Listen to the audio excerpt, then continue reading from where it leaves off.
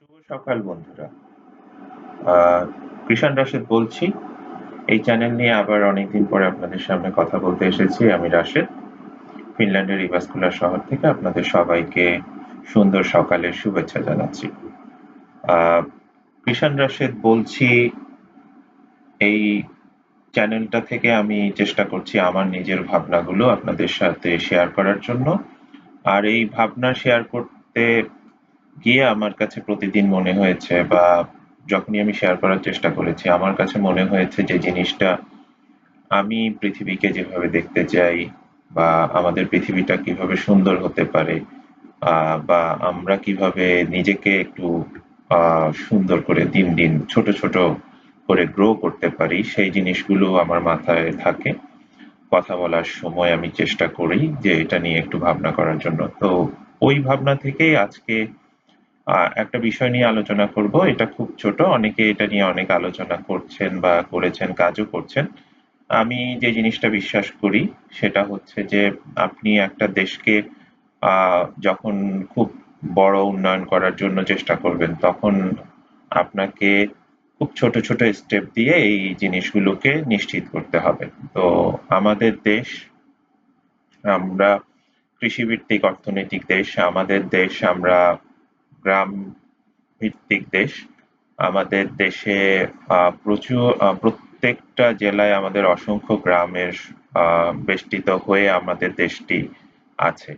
তো সেইখান থেকে আপনাকে ওই জিনিসটার কথা চিন্তা করতে হবে যে আপনার দেশের সামগ্রিক উন্নয়নের জন্য আপনাকে ছোট ছোট করে আপনার প্রত্যেকের তার গ্রামের উন্নয়ন যদি হয়, প্রত্যেক গ্রামের যদি উন্নয়ন হয়, তাহলে এই জিনিসটা সামগ্রিকভাবে এমন একটা বেস তৈরি করবে, এমন একটা ভিত্তি তৈরি করবে, যা আপনার পুরো দেশকে উন্নয়ন করার জন্য, পুরো দেশকে উন্নত করার জন্য এটা বিশাল ভূমিকা রাখবে।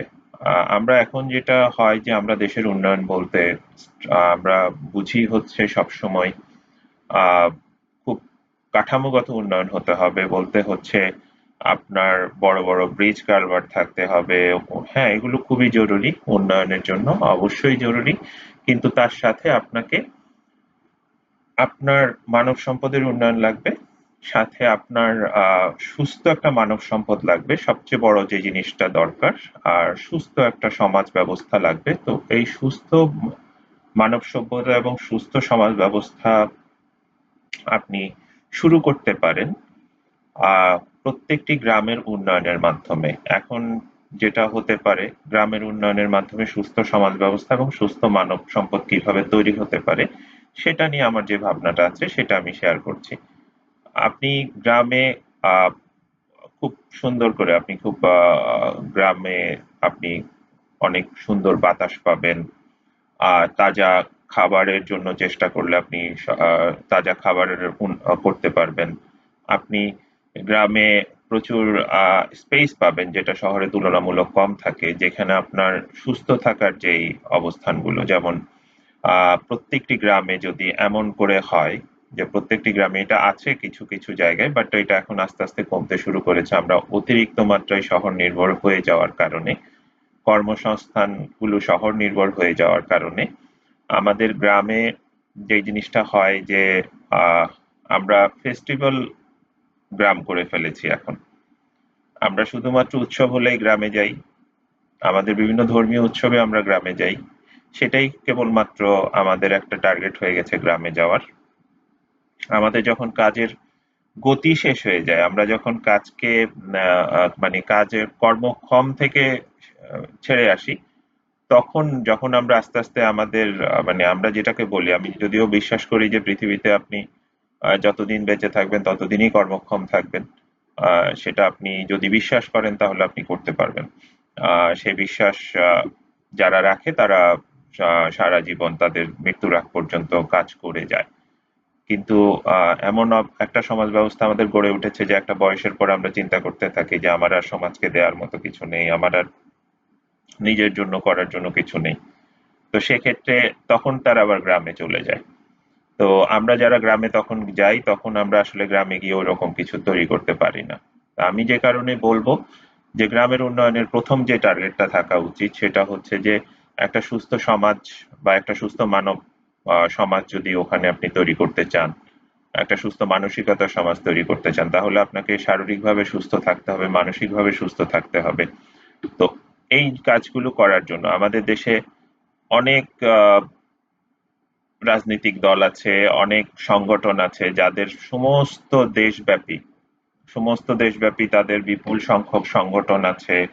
তো ওনারা যদি একটু নিজ থেকে শুরু করেন, যে ওনারা যদি নিজ থেকে শুরু করতে পারেন যে প্রত্যেকটা ইউনিয়নে বা প্রত্যেকটা গ্রামে ওনাদের যেই সংগঠনের যে মানুষ আছে তারা যদি একটু এই গাইডলাইনটা নিতে পারে যে কিভাবে সুস্থ থাকা যায়, কিভাবে একটা মানুষ নিজেকে সুস্থ রাখতে পারে, কিভাবে একটা মানুষ সমাজকে সুস্থভাবে চিন্তা করতে পারে, সেটা যদি সে করতে পারে। যেমন আপনি গ্রামে খুব সুন্দর করে আপনি সকালের ভোরটা দেখতে পারবেন যদি আপনি চিন্তা করেন। একটা আমি যুবক সমাজকে বলবো, তারা চাইলে এমন একটা পরিবেশ তৈরি করতে পারে যে তারা প্রতিদিন সকালবেলায় যে শারীরিক ব্যায়াম করতে হয়, নিজের জন্য যে সময় দিতে হয় সেটা সে করতে পারে। একটা সুন্দর সকাল নিতে পারে। তারপর গ্রামে অনেক রকমের রিসোর্স আছে। অনেক জিনিস পড়ে থাকে, যেমন পুকুর আছে বা বিভিন্ন রকমের জায়গা আছে যেখানে পড়ে থাকে। বছরের পর বছর পড়ে থাকে, সেগুলোতে আসলে কোনো রকমের কিছুই করা হয় না। তো সেখানে ওনারা চাইলে বিভিন্ন রকমের তাজা জিনিস যেমন মাছ চাষ করতে পারে। তারপরে কেউ চাইলে আহ মানে একে অন্যের সাথে মিলে বিভিন্ন রকমের গবাদি পশু, তারপরে আরো অনেক কিছু করতে পারে। তো তাতে যে জিনিসটা হয়, তার প্রকৃত গ্রামের যে উন্নয়নটা হয়, যেমন প্রত্যেকটা গ্রামেই যদি আপনি তাজা খাবার, তাজা বাতাস, এগুলো যদি আপনি খুব সুন্দর করে, এমনকি শরীরকে সুস্থ রাখার জন্য যেই ব্যাপারগুলো থাকে, একটা মানুষ যদি সুস্থ থাকে, তাকে যদি ডক্টরের কাছে না যেতে হয়, তখন তাকে তার শরীরে প্রতি যত্ন নিতে হবে। তাকে অনেক বেশি পরিমাণ অর্থ উপার্জনের থেকেও তাকে তার শারীরিকভাবে সুস্থ থাকার, মানসিকভাবে সুস্থ থাকার অভ্যাসগুলো গ্রো করতে হবে। সেটা গ্রামে অনেকভাবে সম্ভব। তারপরে যদি সেই সমাজ ব্যবস্থায় একজন আরেকজনকে সম্মান করার যে ব্যাপারগুলো থাকে, সেগুলো গ্রামে অনেক সুন্দর করে সম্ভব। বড়রা ছোটদেরকে স্নেহ করে। আমাদের ধর্মেও বলা আছে আপনি ছোট বড় সবাইকেই সবাই সম্মান করতে পারে, এমন কোনো কিছু নেই যে আপনি ছোট হয়েছেন দেখে কোনো সময় বড়কেও সম্মান করতে পারে না। বড়দের উচিত যে ছোটদেরকে সম্মান করে ছোটদেরকে শেখানো। তো এই জিনিসগুলো বলার উদ্দেশ্য হচ্ছে প্রত্যেকটা গ্রাম যদি এভাবে করে চিন্তা করতে পারে। আজকে আমি জাস্ট ছোট করে বলছি, কারণ এটা আমার ভাবনা যে আমি যেই জায়গাটা দেখি আর কি। যদি আপনি এভাবে চিন্তা করতে পারেন, যদি খুব ছোট থেকে, ছোট বয়স থেকে একটা জেনারেশন তৈরি করা যায়, অথবা একটা গ্রাম এভাবে তৈরি করা যায় যে প্রত্যেকটা গ্রামের মানুষ তাদের অসুস্থতার থেকেও সুস্থতার যে যুদ্ধটা সেটা অনেক বেশি। সে সুস্থ থাকাকালীন সময়ে নিজেকে যেভাবে তৈরি করবে সেটার দিকে তার মনোনিবেশ করা। তাদেরকে আপনি আহ, সমাজের যেই যারা অসুস্থ হয়ে গেছে তাদের খোঁজ খবর রাখার যে মানসিকতা তৈরি করা, সেগুলো যদি আমরা তৈরি করতে পারি, তাহলে আর গ্রামকে উন্নয়ন করার জন্য আমি ২-৩টা ছোট উদাহরণ দিয়েছি, এখানে আরো অনেক কিছু করা যেতে পারে। সেটা সরকারিভাবেও হতে পারে, ব্যক্তিগত উদ্যোগেও হতে পারে। প্রত্যেকটা গ্রামেই দেখা গেল যে কেউ না কেউ আছেন যিনি অন্য জায়গায় অনেক বেশি কিছু কাজ করছেন, কিন্তু হয়তো ওনার গ্রামে উনি কাজ করার সুযোগ পাচ্ছেন না বা করছেন না অনেক রকমের অনিরাপত্তা বা অনেক রকমের অবিশ্বাসের কারণে। তো আমি বলবো যে আপনি যদি নিজের গ্রামে আপনি যদি সুন্দর করে একটা কিছু শেয়ার করতে পারেন, আপনার করার করার থেকেও মানে এখানে অর্থ থেকেও বেশি জরুরি হচ্ছে আপনি সুন্দর করে কিছু একটা শেয়ার করা। অনেক কিছু আছে যেটা অর্থ প্রয়োজন হয় না, যেমন একটা জেনারেশনকে, একটা যুবক সমাজকে যদি আপনি এভাবে উদ্বুদ্ধ করতে পারেন যে প্রতিদিন সকালে তুমি এভাবে তোমার ভোরটা শুরু করতে পারো। তারপরে তোমার মানে সারাদিনের কর্মকাণ্ডগুলোর মধ্যে কোনটা কোনটা ভালো করছো সেগুলো যদি কাউন্ট করতে পারো।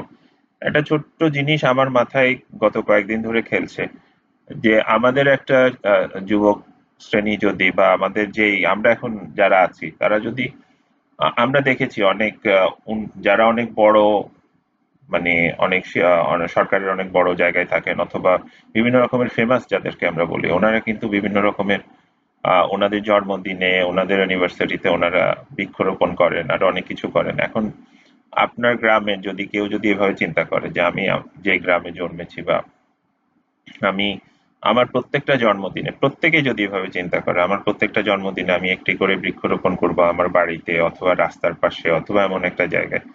হ্যাঁ, হয়তো অনেকে বলবে যে এই জিনিসটা পরিচর্যা না করলে তো থাকবে না। কিন্তু প্রথম যে জিনিসটা ওই পরিচর্যা না করলে থাকবে নার জন্য আমি রোপণ করছি না সেই জায়গাটাই আমাদেরকে প্রথমে বের হয়ে আসতে হবে।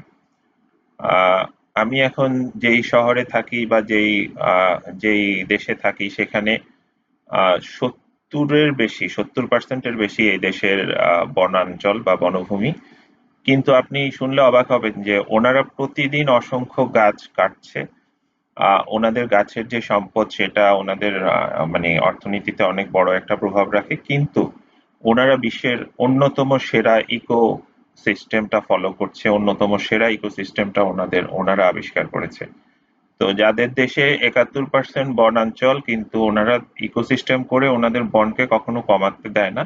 ওনাদের অক্সিজেনের জন্য কখনো মানে যে গাছপালার যে কখনো ওনারা ওভাবে ক্ষতি হতে দেয় না।